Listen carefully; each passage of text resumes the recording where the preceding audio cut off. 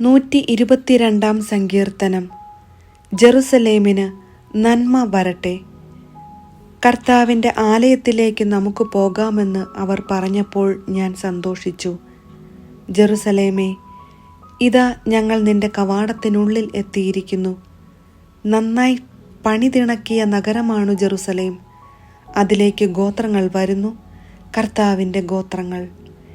ഇസ്രായേലിനോട് കൽപ്പിച്ചതുപോലെ കർത്താവിൻ്റെ നാമത്തിന് കൃതജ്ഞതയർപ്പിക്കാൻ അവർ വരുന്നു.